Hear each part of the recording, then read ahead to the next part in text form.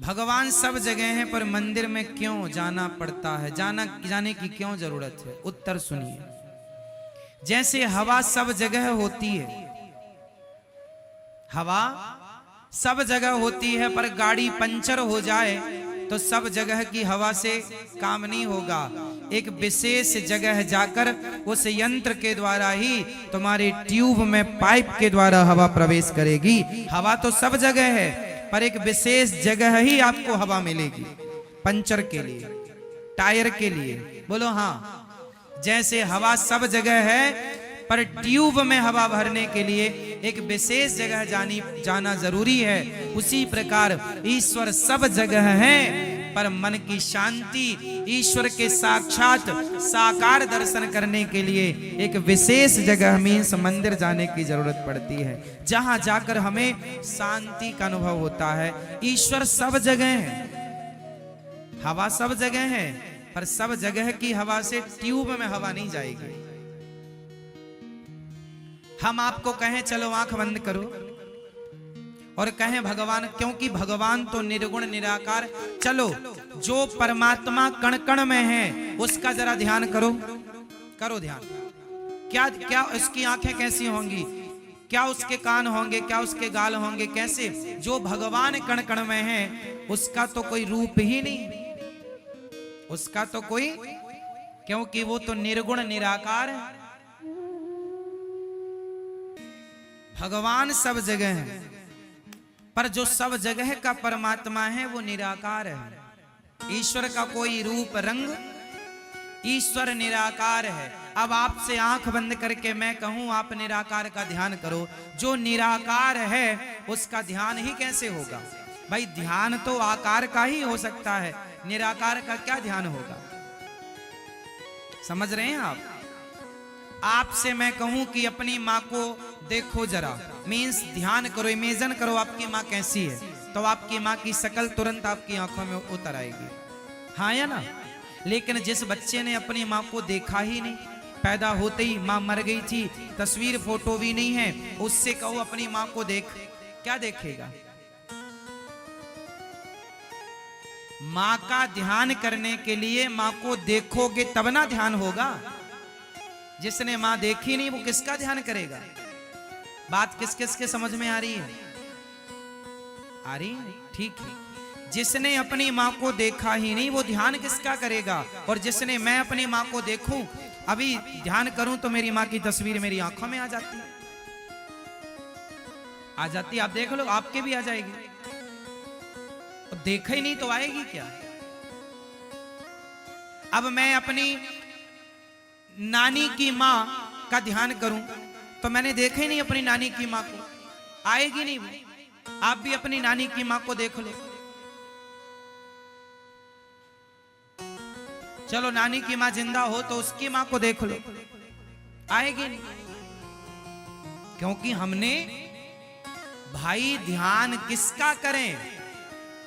जिसको देखा है उसी का तो करेंगे, देखा नहीं तो ध्यान किसका? फिर तो तुम्हारी आंखें बंद करने हम ध्यान कर रहे हैं, किसका? जिसको देखा ही नहीं। मूर्खता है ये। इसलिए वह परमात्मा जो निर्गुण निराकार है वही बिहारी जी के रूप में, जगन्नाथ जी के रूप में बैठे हैं कि आप हमें देखकर हमारा ध्यान करो, क्योंकि हम ही हैं।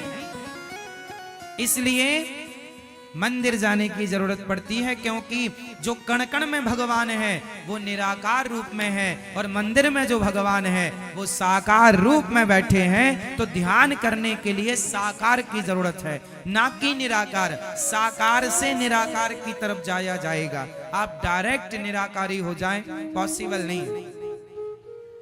अखबार पढ़ने के पहले काखा गाघा का ज्ञान करना जरूरी है। जिसे काखा गाघा का ज्ञान नहीं है वो अखबार पढ़ नहीं सकता। हाँ? जिसने जगन्नाथ जी को देखा होगा वही तो ध्यान लगाएगा। जिसने बिहारी जी को देखा होगा वही तो बिहारी जी का ध्यान लगाएगा। जिसने राधा रमण जी को देखा होगा वही तो राधा रमण। अब देखा ही नहीं तो तुम्हारी आंखों में अंधकार के सिवा कुछ दिखेगा नहीं।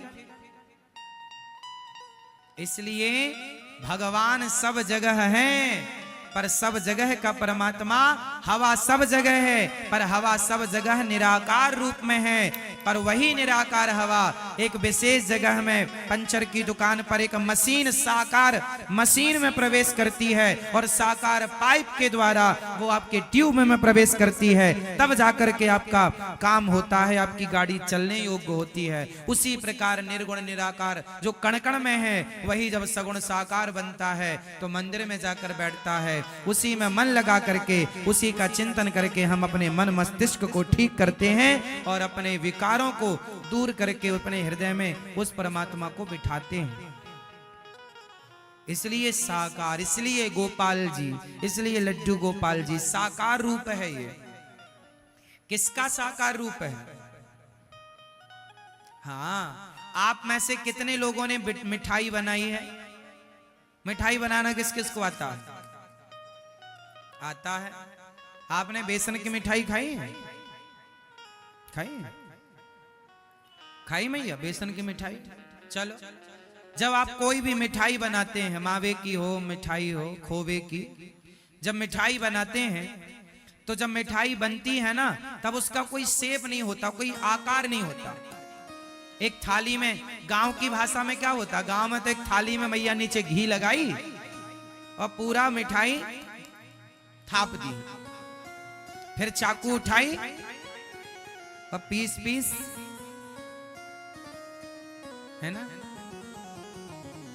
अब डायरेक्ट आप किसी को वो जो लिक्विड पदार्थ था मिठाई का, मिठाई जमने के पहले वो लिक्विड होती है ना, आप किसी को दुकान में जाएं, कहें भाई साहब मिठाई दो, और वो डिब्बे में आपको लिक्विड पदार्थ पैक करके दे दे, तो आप कहेंगे अरे आपने हमें ठग लिया, जबकि वही मिठाई बनने वाली है।